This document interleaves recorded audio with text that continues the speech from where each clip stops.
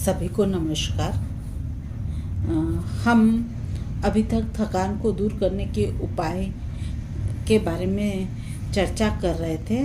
उसमें से एक जो थकान को दूर करने का उपाय अपन ने देखा था, विश्राम काल के द्वारा का उपयोग करके भी हम अपनी थकान को दूर कर सकते हैं। आज हम दूसरा उपाय पर चर्चा करने जा रहे हैं। वह है प्रेरणा की भूमिका या रोल ऑफ मोटिवेशन के द्वारा भी हम थकान को किस प्रकार दूर कर सकते हैं। थकान को दूर करने में जो मोटिवेशन है उसका बहुत महत्वपूर्ण रोल है।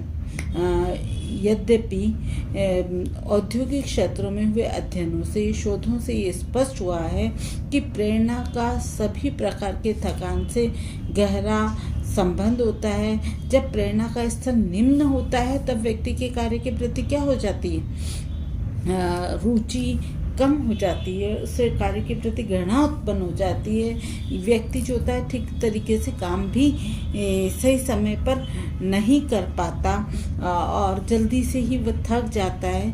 इसके विपरीत जब हम उसे मोटिवेट करते हैं या मोटिवेशन का स्तर बहुत उच्चतम होता है या उच्चतम स्तर पर जाकर हम मोटिवेशन करते हैं तो पर्याप्त शक्ति व्यय होने पर भी उस व्यक्ति में थकान दिखाई नहीं देती और व्यक्ति तब तक काम करता रहता है जब तक कि वास्तविक रूप से वह थककर चूर न हो जाए। इसके संबंध में मेयर ने क्या कहा है कि किसी कार्य को करने के लिए कितनी शक्ति प्राप्त होगी यह उस बात पर निर्भर करता है कि उसे मोटिवेशन कितने उच्च स्तर का प्राप्त हुआ है। मोटिवेशन का स्तर जितना अधिक उच्च होगा या अधिक होगा उससे उतने ही अधिक शक्ति कार्य करने की प्राप्त होगी और मोटिवेशन का स्तर कम होगा तो उसे शक्ति जो है काम करने की कम प्राप्त होगी और व्यक्ति जल्दी थक जाएगा। ऐसा कोई भी कार्य या लक्ष्य जो सरलता और सुगमता से संपन्न हो जाते हैं तथा लक्ष्यों की प्राप्ति आसानी से हो जाती है तब व्यक्ति में क्या होता है, बहुत उत्साह बना रहता है। उस कार्य को वह करते वक्त क्या होता है, उत्साहित होकर करता है और थकान भी महसूस नहीं होती। इतना ही नहीं, व्यक्ति को कार्य के प्रति बड़ा संतोष महसूस होता है, उसे सुख मिलता है, आनंद की अनुभूति होती है। ऐसे लक्ष्य काम के मोटिवेशन का काम भी करते हैं। मतलब लक्ष्य जो है लक्ष्य जो है उसको प्राप्त करने में ऐसे काम जो है वो मोटिवेशन का काम भी करते हैं। छोटे छोटे लक्ष्यों को पूरा करके बड़े लक्ष्यों को हम निर्मित कर सकते हैं। जिन कार्यों के प्रति व्यक्ति की रुचि नहीं होती है उस कार्य में हम प्रेरणा देकर शीघ्रता से और सफलतापूर्वक उस कार्य करने के लिए उस व्यक्ति को प्रोत्साहित कर सकते हैं। नवीन विधियां, नए लक्ष्यों के निर्माण एवं समय शक्ति की बचत के उपकरण की सहायता से प्रेरणा के स्तर को भी हम सुधार सकते हैं। उदाहरण के लिए यदि गृहिणी सिलाई का कार्य या पाक कार्य में रुचि नहीं है और परिवार के सदस्यों उनमें उपरोक्त काम के प्रति रुचि जागृत करना चाहते हैं तो सिलाई में मशीन का उपयोग करके सिलाई की विभिन्न विधियां सिखाकर उसमें रुचि जागृत की जा सकती है और साथ ही साथ अच्छे कार्य के लिए समय समय पर उसे प्रोत्साहित भी किया जाए तो उसका उस कार्य के प्रति क्या होगा, वो उस कार्य को करने के लिए मोटिवेट होगा। किसी भी कार्य को करने में बाधा आए या असंतोष हो या अवरोध हो तो उस संपूर्ण क्रियाकलाप क्या हो जाता है, अव्यवस्थित हो जाता है, असंगठित हो जाता है और व्यक्ति को कुंठाजनित थकान उत्पन्न हो जाती है और इस थकान को हम कैसे मिटाएं, उसको क्या करें, मोटिवेट करें तो उस थकान को हम मिटा सकते हैं। और साथ ही अगर हमें इस प्रकार की कुंठाजनित थकान हो जाती है तो उसको दूर करने के कारणों को खोजकर भी इस थकान को हम क्या कर सकते हैं, कम कर सकते हैं। से थकान को दूर करने का तीसरा उपाय हो सकता है कार्य में हम परिवर्तन लाएं, चेंज इन वर्क। देखो बच्चों, आप लोग या हम लोग देखते हैं कि लगातार एक ही काम को करने से व्यक्ति क्या हो जाता है, ऊब जाता है या उसमें नीरस थकान उत्पन्न हो जाती है। ठीक है, मन उसके कार्य में लगता ही नहीं है।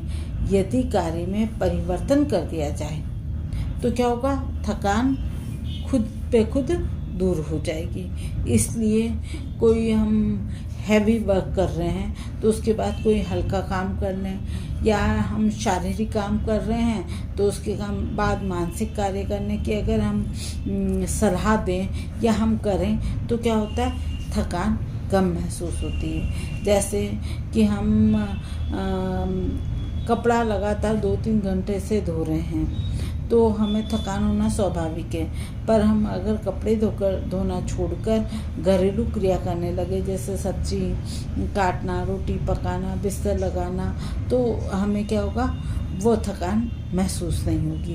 क्योंकि काम में परिवर्तन करने से कार्य की जो नीरसता है वह क्या हो जाती है, दूर हो जाती है। या हम टीवी देखने, रेडियो सुनने, पत्र पत्रिकाएं पढ़ने या हम किताबें पढ़ने या बच्चों के साथ खेलने भी लग जाएं तो हमारी थकान दूर हो जाती है और हमारा मन क्या हो जाता है, तरोताज़ा हो जाता है और उस कार्य को हम उत्साह से करने लगते हैं। तो हम कार्य में परिवर्तन करके भी थकान को दूर कर सकते हैं। ठीक है, इसके बाद हम थकान को किस ढंग से दूर कर सकते हैं कि उचित शारीरिक मुद्रा के द्वारा।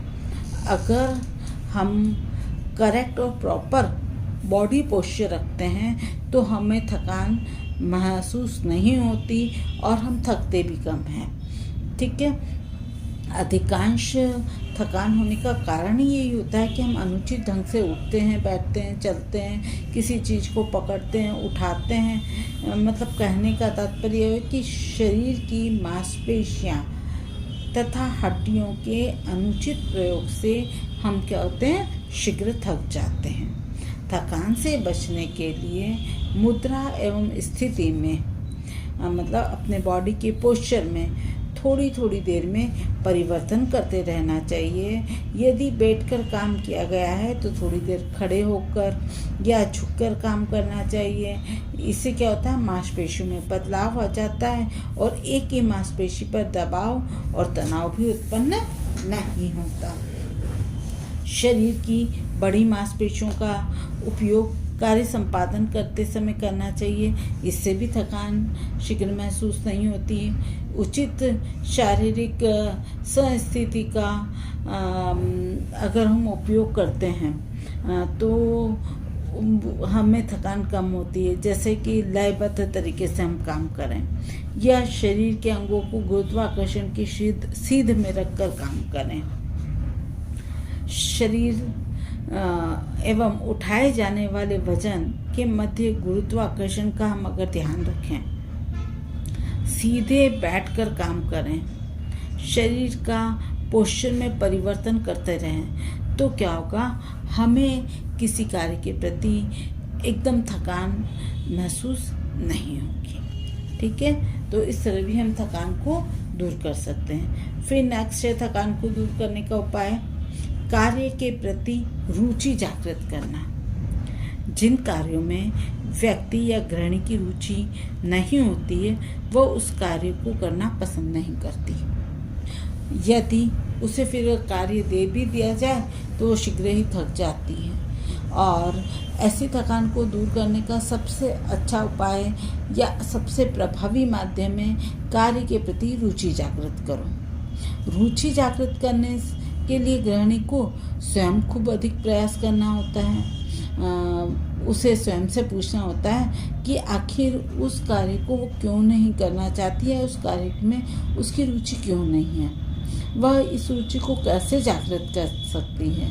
जब वह आत्मविश्लेषण करके इन प्रश्नों का उत्तर स्वयं ढूंढ लेती है तो स्वतः ही उस कार्य के प्रति उसमें रुचि जागृत हो जाती है। किसी कार्य को समूह में अथवा परिवार के सदस्यों के साथ मिलकर करने से भी कार्य में रुचि उत्पन्न हो जाती है तथा थकान क्या होती है, थकान दूर हो जाती है। कई बार हम अकेले बैठकर सिलाई कर रहे हैं या कोई गेहूँ छान रहे हैं या बिन रहे हैं या कढ़ाई कर रहे हैं, सिलाई कर रहे हैं, तो हम जल्दी से थक जाते हैं। इन्हीं कार्यों को हम समूह में बैठ के करेंगे तो हम जल्दी नहीं थकते हैं तथा कार्य के प्रति रुचि भी बनी रहती है। कार्य के बाहर के क्षेत्र में भी रुचि लेने से थकान दूर हो जाती है। जैसे भोजन बनाते समय अगर हम गाने सुने, रेडियो सुने तो क्या होता है, थकान कम महसूस होती है।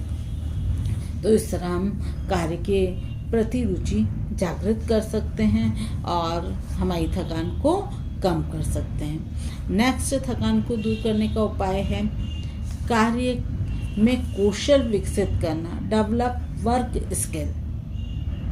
कार्य में कौशल एवं निपुणता विकसित करने से भी थकान को आसानी से मिटा सकते हैं। जब व्यक्ति को कार्य करने का सही तरीका मालूम नहीं होता अथवा लक्ष्य उसके सामने स्पष्ट नहीं होता तो व्यक्ति शीघ्र थक जाता है। उससे कार्य संपादन हेतु नवीन विधियां खोज करना एवं कार्य प्रणाली में यथासंभव सुधार करना चाहिए। कार्य कुशलता से, निपुणता से क्या होता है, कार्य में कुशलता आती है और निपुणता में वृद्धि होती है। निरंतर अभ्यास और कठोर परिश्रम से भी कार्य कुशलता हमारी बढ़ जाती है तथा व्यक्ति में थकान नहीं होती, साथ ही काम करने के प्रति रुचि भी जागृत होती है। कार्य में कौशल विकसित करने हेतु घर के प्रत्येक सामान को व्यवस्थित करके एवं क्रम से उचित स्थान पर रखना चाहिए ताकि क्या हो, जब भी आवश्यकता पड़े तो उसे अनावश्यक दौड़ भाग भी नहीं करना पड़े और वो सामान उसे मिल जाए। इधर उधर सामान को रखने से और वस्तुओं को खोजने में उसका क्या होता है, बहुत अधिक समय और शक्ति व्यय होती है और उसे काम करने में टाइम भी ज़्यादा लगने लगता है तो थकने लगती है। एक साथ उपयोग में आने वाली चीज़ों को अगर हम एक साथ एक ही जगह पर रखते हैं ताकि उसे उठाने में, उसे रखने में सहूलियत हो और व्यक्ति आसानी से उस कार्य को कर सकें या उस कार्य में जिसकी भी ज़रूरत हो उसे आसानी से प्राप्त कर सकें। जैसे कि हम लिखने पढ़ने का सामान एक ही अलमारी में या टेबल पर रखते हैं या फिर हम चाय बनाते हैं तो चाय, शक्कर, बर्तन, आवश्यक सामान जो है एक ही जगह रखते हैं। फ्रिज में सारी सब्जियां एक ही स्थान पर रखते हैं ताकि हमें ढूंढने में समय और हमारी एनर्जी वेस्ट नहीं हो और व्यक्ति उस कार्य को आसानी से कर सके और थके भी नहीं क्योंकि उसे सुविधाजनक तरीके से सब चीज़ें प्राप्त हो जाएंगी। फिर नेक्स्ट जो है समय और शक्ति को बचाने के उपकरणों का उपयोग करके भी हम थकान को दूर कर सकते हैं। मतलब ये थकान को दूर करने का एक अच्छा उपाय है कि कुछ काम ऐसे होते हैं जिन्हें व्यक्ति स्वयं अपने हाथों से करता है तब वह जल्दी थक जाता है और अगर उसके लिए कोई समय शक्ति की बचत के उपकरण दे दिए जाए तो उसके कार्य जो होते हैं जल्दी हो जाते हैं और थकान भी कम होती है। जैसे मसाले को मिक्सर में पीसा है तो गृहिणी को थकान बिल्कुल नहीं होगी और इसी तरह कपड़े को हाथों से धोने की बजाय वॉशिंग मशीन का उपयोग करे तो थकान नहीं होगी और अगर होगी भी तो बहुत कम होगी।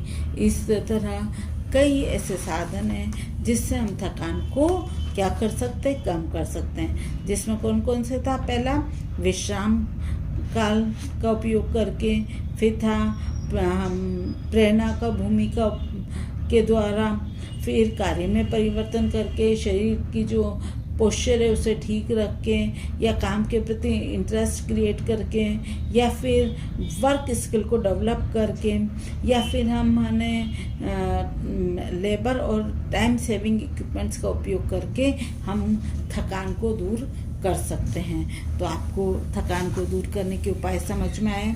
अगर आए तो धन्यवाद बेटा।